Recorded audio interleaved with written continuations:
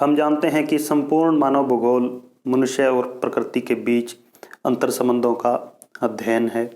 और जब हम प्रकृति को समझते हैं मानव भूगोल के संदर्भ में, तो हमारे पास एक शब्द होता है एनवायरमेंटलिज्म, पर्यावरणवाद। जब हम इस पर्यावरण को ध्यान से समझते हैं तो तीन और शब्द आगे निकलते हैं, निश्चयवाद, संभववाद और नवनिश्चयवाद। इसके अंदर आज का हमारा फोकस रहेगा निश्चयवाद के ऊपर। इसे ही पर्यावरण निश्चयवाद कहा जाता है, नियतिवाद भी कहा जाता है। अलग अलग बुक्स के अंदर इसके अलग अलग नाम हैं, मतलब सभी का एक ही है। तो निश्चयवाद शुरू करने से पहले हम यह जान लेते हैं कि निश्चयवादी होते कौन हैं।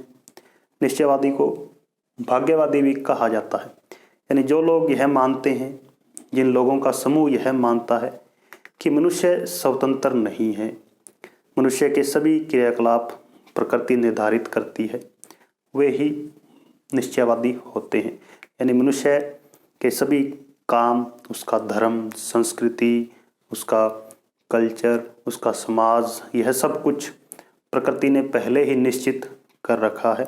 जो भाग्य में होगा वही होगा। इन सब जो बातों को मानते हैं उन्हें निश्चयवादी कहा जाता है, डिटर्मिनिस्ट इंग्लिश में कहते हैं। तो निश्चयवाद की परिभाषा क्या होगी? वह विचारधारा जिसमें पर्यावरण की शक्तियां मनुष्य की अपेक्षा ज़्यादा प्रबल होती हैं। यानी मनुष्य और प्रकृति में हमें एक को चुनना हो तो प्रकृति क्या है? हावी है।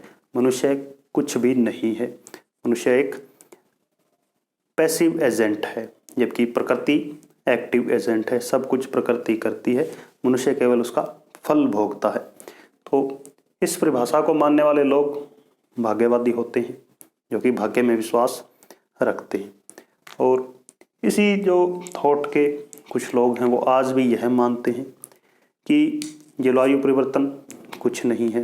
दरअसल हमारी कोई पोजीशन ही नहीं है। इतने बड़े ब्रह्मांड के अंदर हम एक छोटे से कीड़े के समान हैं। तो हम पृथ्वी को गर्म करें, ठंडी करें, तापमान बढ़ाएं घटाएं, इससे पूरे ब्रह्मांड के अंदर कोई फर्क नहीं पड़ेगा। तो इन लोगों की यह सोच होती है। तो इनकी कुछ विशेषताएं हैं कि मनुष्य के सभी कार्य प्रकृति द्वारा नियंत्रित होते हैं। मनुष्य जो भी काम कर रहा है वो सभी प्रकृति के द्वारा हस्तक्षेपित है। मनुष्य स्वतंत्र नहीं है। कर्म का स्थान नहीं है। जब भाग्य को मानेंगे तो कर्म, इसके अंदर कोई महत्व कर्म का नहीं रह जाता इन लोगों के मुताबिक। तो पुराने सभी जो फिलोसफर थे, चाहे ग्रीक्स हो, अरस्तु से लेकर, या प्लेटो, सुकरात, अरस्तु, ये सभी, फिर रोमन अम्पायर्स, जो रोम के अंदर साम्राज्य फैला था, इटली के अंदर, चाहे अरब हैं, चाइनीज़, इंडिया के जितने भी पुराने स्कॉलर हैं या पुराने विद्वान थे या पुराने ज्योग्राफर थे, वो सभी इस विचारधारा को मानते थे कि प्रकृति मनुष्य के मुकाबले ज़्यादा हावी है। जो प्रकृति चाहेगी वही होगा, मनुष्य केवल उसकी पूजा ही कर सकता है। और प्रकृति का स्थान माता का स्थान है।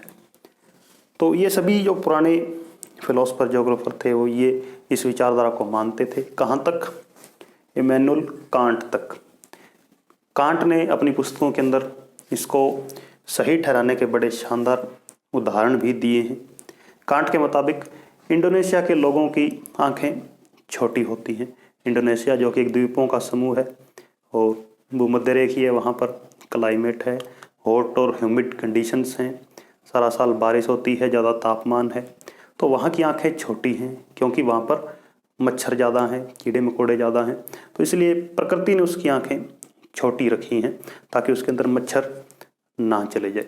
तो कांट कुछ और भी उदाहरण देता है और वो कांगो बेसिन के जंगलों के उदाहरण देता है कि जंगलों के अंदर जो लोग रहते हैं, ट्री ड्वेलर्स, यानी जो लोग जंगलों में रह रहे हैं, वे पेड़ों पर ही निवास करते हैं, जबकि वहाँ पर अच्छी बारिश हो रही है और तापमान भी है। तो वे खेती क्यों नहीं करते? तो कांट कहता है कि वे खेती नहीं कर सकते क्योंकि प्रकृति ने वहाँ पर स्थान ही उपलब्ध नहीं करवाया। जंगल ही जंगल हैं, खेती करने के लिए स्थान चाहिए। वे पेड़ों को भी नहीं काट सकते क्योंकि उनके पास तकनीक नहीं है। एक पेड़ को काटेंगे कई महीने लग जाएंगे, इतने में जो बाकी पेड़ हैं वो बहुत ऊंचे हो जाएंगे। फिर कांट कहता है कि वे लोग डेयरी फार्मिंग भी नहीं कर सकते, भैंस भी नहीं पाल सकते, क्योंकि भैंस खाएगी क्या, घास भी नहीं है। तो कहने का मतलब कांट कहता है कि प्रकृति ने उन लोगों को अपने कंट्रोल में किया है, जो प्रकृति उनसे चाहती है वही वे लोग कर रहे हैं, और मनुष्य की कोई अपनी स्वतंत्रता नहीं है। लेकिन उसके बाद डार्विन ने 1859 के अंदर एक पुस्तक लिखी, ओरिजिन ऑफ स्पीसीज। डार्विन से पहले के लोग हैं जितने भी, या जो स्कॉलर्स हैं, वो ये मानते थे कि जो मनुष्य का जन्म है वो परमात्मा के द्वारा किया गया है। आदम और हवा, दो व्यक्ति जो भगवान के पास रहते थे स्वर्ग के अंदर, उन्होंने वहाँ पर कोई गलती की, इसलिए उनको पृथ्वी के ऊपर फेंक दिया गया है। उन्हीं से आगे मनुष्यता की शुरुआत हुई है। लेकिन डार्विन के सिद्धांत ने यह सिद्ध कर दिया कि जो हमारे पूर्वज है वो बंदर हैं, फिर होमो सैपियंस होते हुए हम मनुष्य बने हैं। तो ये एक जो चार्ल्स डार्विन की बुक थी, ये एक क्रांतिकारी जो लैंडमार्क है, ये मनुष्य के इतिहास में मानी जाती है, और अनेक चीज़ों को इसने नए सिरे से सोचने के लिए मजबूर कर दिया लोगों को। तो डार्विन के बाद के जो स्कॉलर्स हुए हैं, ज्योग्राफर हुए हैं, वे निश्चयवादी तो हैं लेकिन साइंटिफिक तरीके से हुए हैं, यानी उसके अंदर ये कोई परमात्मा या इसका स्थान नहीं मानते, जैसा कि ये लोग मानते थे। ग्रीक्स हैं, रोमन्स हैं, पुराने लोग ये मानते थे कि हमसे ऊपर कोई है, कोई गॉड है, क्रिएटर है, जिसने कि हमें बनाया है और हमसे यह काम करवा रहा है। लेकिन डार्विन के बाद के जो ज्योग्राफर हुए हैं, जिसमें फ्रेडरिक रेटजेल, एलन सी सैम्पल, ई हंटिंगटन या गैडीज हैं, इन्होंने भी जो इस विचारधारा को सही ठहराने के उदाहरण दिए हैं अपने अपनी पुस्तकों के अंदर, अपने विचारों के अंदर। लेकिन ये क्या थे, साइंटिफिकली प्रूव्ड हैं।